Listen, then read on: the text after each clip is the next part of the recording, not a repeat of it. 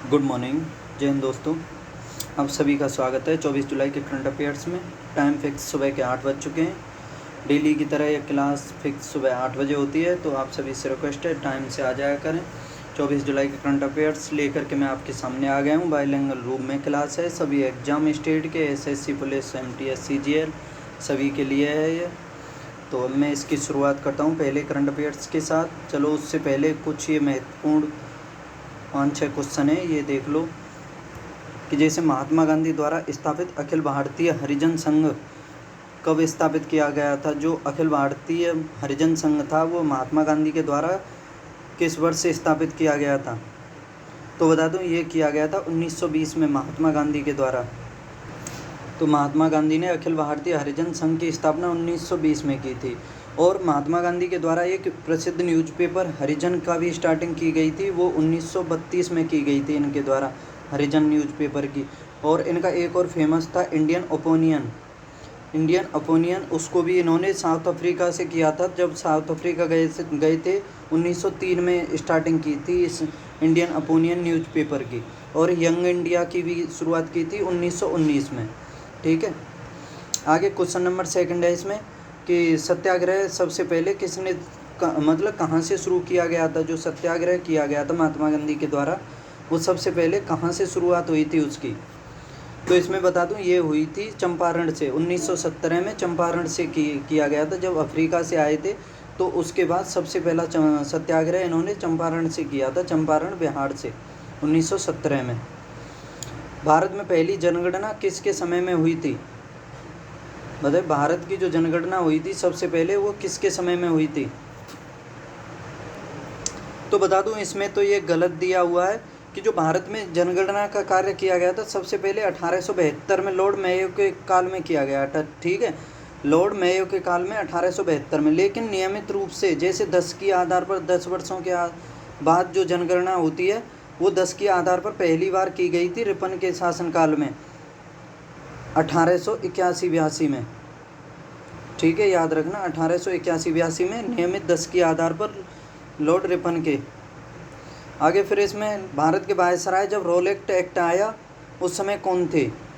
रोलेक्ट act जो 1919 का रोलेक्ट act था, जिसे ब्लैक लॉ या काला कानून भी कहा जाता है, जिसे बिना दलील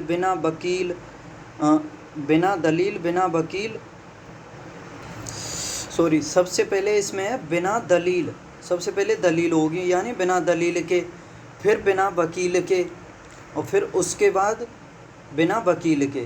मतलब इन सभी के बिना डायरेक्ट उसको व्यक्ति को कैद करके डाल सकते थे, पकड़ सकते थे इसमें। आगे फिर ये हो गया।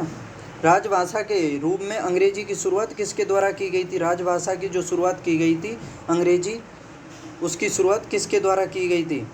इसकी की गई थी सर चार्ल्स वुड के द्वारा। जो चार्ल्स वुड डिस्पैच आया था उसके द्वारा अंग्रेजी को राजभाषा घोषित किया गया था। और ये जो चार्ल्स वुड डिस्पैच था ये 1854 में आया था। और शिक्षा सुधार में एक महत्वपूर्ण कदम था ये 1854 का Charles Wood dispatch. Indian association के संस्थापक कौन थे। इंडियन एसोसिएशन बता दूं इसकी स्थापना की गई थी 1876 में, और इसके संस्थापक थे सुरेंद्र नाथ बनर्जी तथा इसके अलावा एक आनंद मोहन बोस भी थे। आनंद मोहन बोस इसके संस्थापकों में से ही एक थे। जैसे सुरेंद्र नाथ बनर्जी के द्वारा इंडियन एसोसिएशन की स्थापना की गई थी 1876 में। कारावास भुगतने वाले पहले भारतीय नेता कौन थे। कारावास भुगतने वाले ये थे सी राघवाचारी जो थे। अब इसमें क्वेश्चन नंबर 1 है करंट अफेयर्स 24 जुलाई का। इसमें देखते हैं कि प्रधानमंत्री नरेंद्र मोदी ने भारत के पहले यात्री ड्रोन वरुण का अनावरण कहाँ पर किया है। बता दूं जो पहला यात्री ड्रोन है भारत का, उसका अनावरण प्रधानमंत्री मोदी के द्वारा किया गया है और उसका नाम है वरुण। और इसका अनावरण मोदी के द्वारा नई दिल्ली से किया गया है। इसमें देख लो और कि नरेंद्र मोदी ने भारत के पहले यात्री ड्रोन वरुण का अनावरण किया है। पीएम मोदी ड्रोन का प्रदर्शन देखते नजर आ रहे हैं। और प्रधानमंत्री नरेंद्र मोदी जो जोर देकर कहा कि वर्तमान सरकार ने ड्रोन सहित प्रौद्योगिकी की मदद से सेवाओं की अंतिम मील डिलीवरी सुनिश्चित की है। और यह प्रधानमंत्री मोदी नौसेना नवाचार और स्वदेशीकरण संगठन सेमिनार स्वावलंबन को संबोधित करने के लिए नई दिल्ली गए थे। ठीक है। वरुण भारत का पहला ड्रोन जो मानव पेलोड ले जा सकता है। इसकी रेंज है 25 किलोमीटर, यानी 25 किलोमीटर तक जा सकता है और ड्रोन 130 किलोग्राम पेलोड एक बार में साथ ले जा सकता है और इसकी उड़ान का समय 25 से 30 मिनट है, यानी 25 से 30 मिनट तक उड़ सकता है ये। आगे क्वेश्चन नंबर 2 है, दिनेश गुणवर्धने ने श्रीलंका के 15वें प्रधानमंत्री के रूप में शपथ ली है। दिनेश गुणवर्धने ने, और इनसे पहले जो श्रीलंका के प्रधानमंत्री थे रानिल विक्रमासिंघे थे, उनका स्थान लिया है, जिन्होंने देश के 9वें राष्ट्रपति के रूप में स्थान लिया है। अब ये रानिल विक्रमासिंघे श्रीलंका के राष्ट्रपति बन गए और ये दिनेश गुणवर्धने ये प्रधानमंत्री बन गए। ठीक। श्रीलंका पोदुजाना पेरामुना पार्टी के सांसद गुणवर्धने, इनकी पार्टी का नाम है श्रीलंका पोदुजाना पेरामुना, जिसे शॉर्ट में कह देते हैं SLPP। आगे क्वेश्चन नंबर 3 है, इसमें हिमाचल प्रदेश सभी पंजीकृत वाणिज्यिक वाहनों को जोड़ने वाला पहला भारतीय राज्य बन गया है। यानी सभी पंजीकृत वाणिज्यिक वाहनों को जोड़ने वाला हिमाचल प्रदेश पहला राज्य बन गया है। इसमें बता दूं कि वाहनों को VLTT के माध्यम से देश में कहीं भी ट्रैक किया जा सकता है और 9423 से अधिक वाहनों को इसमें पंजीकृत किया गया है और इसकी निगरानी अब पुलिस और परिवहन विभाग दोनों करेंगे। हिमाचल प्रदेश के बारे में देख लो कि हिमाचल प्रदेश की राजधानी शिमला है, ग्रीष्मकालीन और शीतकालीन है धर्मशाला। 2 राजधानी है हिमाचल प्रदेश की, ग्रीष्मकालीन शिमला और शीतकालीन धर्मशाला। और मुख्यमंत्री हैं यहाँ के जयराम ठाकुर और राज्यपाल हैं राजेंद्र विश्वनाथ आर्लेकर। आगे देखो, एन्ना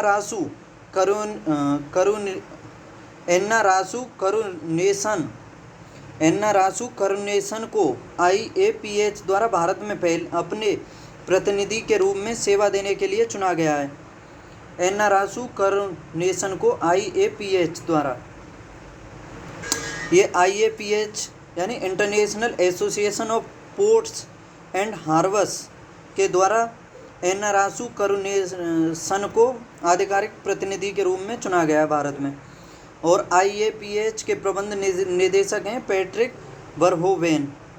टाटा प्रोजेक्ट ने विनायक पई को प्रबंध निदेशक नियुक्त किया है। टाटा प्रोजेक्ट ने विनायक पई को प्रबंध निदेशक नियुक्त किया है। टाटा कंपनी ने घोषणा की कि विनायक पई को टाटा प्रोजेक्ट के प्रबंध निदेशक के रूप में नामित किया और विनायक देशपांडे जो 11 वर्षों से अधिक समय से संचालन के प्रभारी थे उनकी जगह पई ने ली है। ठीक है, इन्होंने ली है, याद रखना। RBI ने सीमा पार से भुगतान के लिए ओपन क्रैश फ्री भुगतान पे नियर बाई और फेयर एक्सपे को मंजूरी दी है। याद रखना, RBI ने सीमा पार से भुगतान करने के लिए ओपन कैश फ्री भुगतान पे नियर बाई फेयर एक्सपे को मंजूरी दी है। RBI के द्वारा दी गई है यह।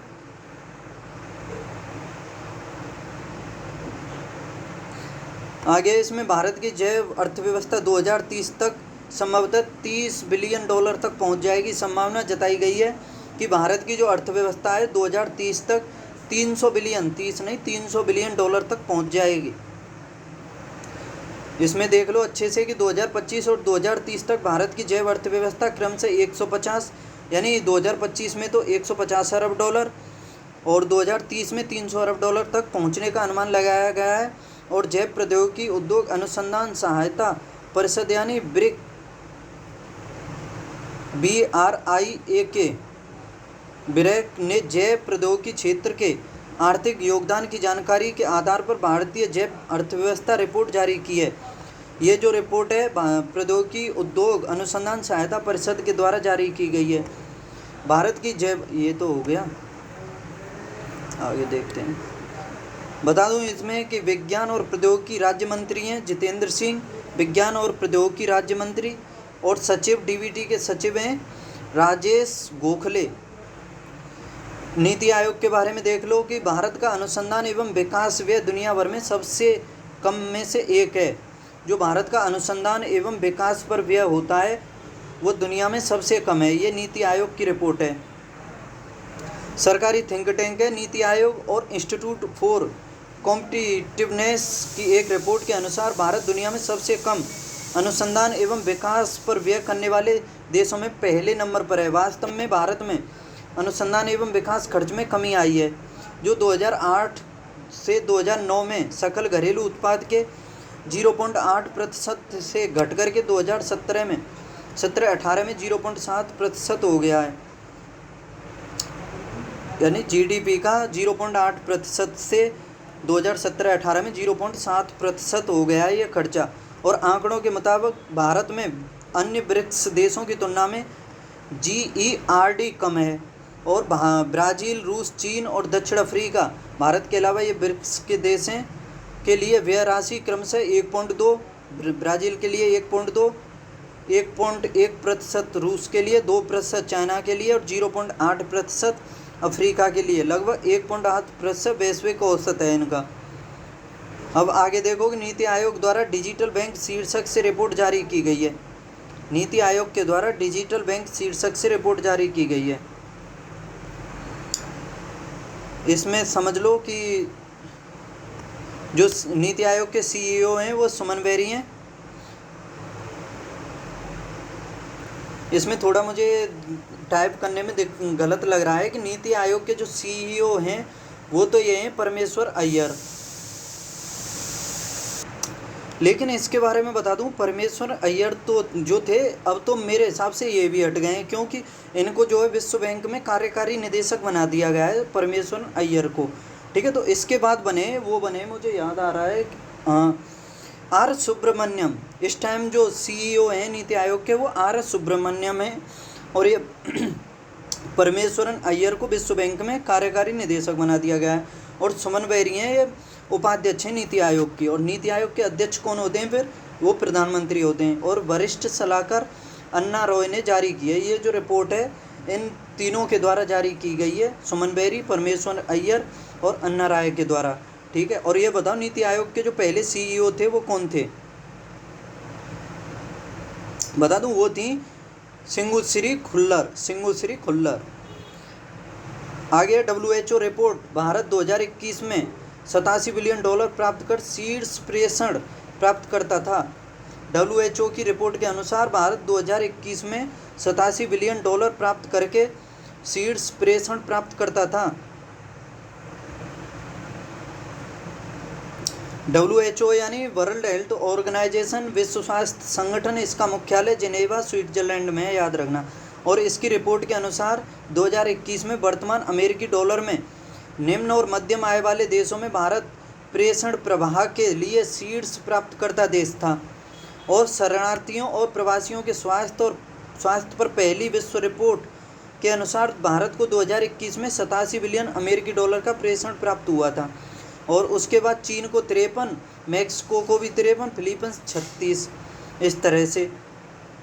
ठीक है, और WHO के जो महानिदेशक हैं वो हैं डॉक्टर टेड्रोस एनोम, इतना ही याद रख लो, डॉक्टर टेड्रोस, इतना ही बस। और WHO का मुख्यालय जिनेवा स्विट्जरलैंड में। और WHO की स्थापना 7 अप्रैल 1948 को हुई थी। 7 अप्रैल 1948 को महानिदेशक डॉक्टर टेड्रोस और मुख्यालय जिनेवा स्विट्जरलैंड में। आगे फिर फिल्म निर्माता KP कुमारन को JC डैनियल पुरस्कार 2022 से सम्मानित किया गया है। फिल्म निर्माता KP कुमारन को JC डैनियल पुरस्कार से सम्मानित किया गया है। जो मलयालम भाषा के फिल्म निर्माता हैं KP कुमारन, इनको केरल का सर्वोच्च पुरस्कार JC डैनियल पुरस्कार से सम्मानित किया गया है। याद रखना, केरल का सर्वोच्च पुरस्कार है JC डैनियल और इससे KP कुमारन को सम्मानित किया गया है। राष्ट्रीय प्रसारण दिवस कब मनाया जाता है? राष्ट्रीय प्रसारण दिवस कब मनाया जाता है? इसमें बता दूं, ये मनाया जाता है 23 जुलाई को। ठीक है, राष्ट्रीय प्रसारण दिवस 23 जुलाई को मनाया जाता है।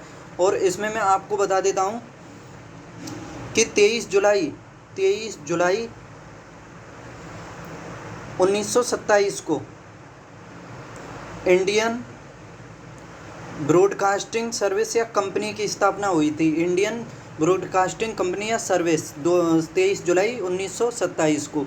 फिर इसका नाम इसके 10 वर्ष बाद 1937 में AIR कर दिया गया। AIR मतलब ऑल इंडिया रेडियो। और इसके फिर ठीक 20 वर्ष बाद इसी को आकाशवाणी कहा जाने लगा। आकाशवाणी। आप बता सकता है कोई कि इसका AIR का ध्येय वाक्य क्या है? ऑल इंडिया रेडियो का ध्येय वाक्य। और दूरदर्शन का भी बता दो। इसका बता दूं, AIR का ध्येय वाक्य है बहुजन हिताय बहुजन सुखाय। बहुजन हिताय बहुजन सुखाय। और दूरदर्शन का सत्यम शिवम सुंदरम। सत्यम शिवम सुंदरम इसका दूरदर्शन का ध्येय वाक्य। और AIR का है बहुजन हिताय बहुजन सुखाय। और DRDO का DRDO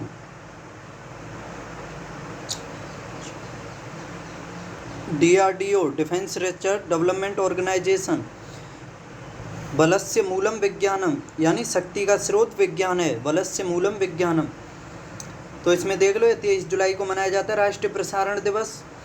और आकाशवाणी या ऑल इंडिया रेडियो, जिसे AIR भारत की घरेलू रेडियो प्रसारण सेवा कंपनी है जो देश भर के लाखों घरों तक पहुंचती है। और यह AIR प्रभार भारती का एक प्रभाग है, ठीक है, याद रखना। और सरकारी नियंत्रण में है, लेकिन अब यह स्वायत्त निकाय है यानी प्राइवेट है।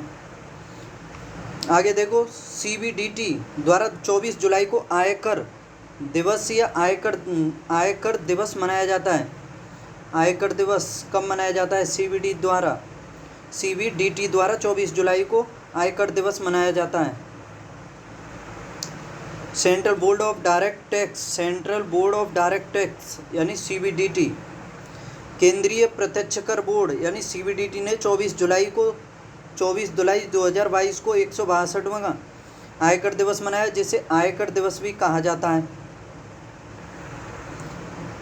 इसमें देख लो कि 1857 में ब्रिटिश शासन के खिलाफ प्रथम स्वतंत्रता संग्राम के दौरान ब्रिटिश शासन को हुए नुकसान की भरपाई करना था। यह दिन पहली बार 2010 में मनाया गया था। केंद्रीय प्रत्यक्ष कर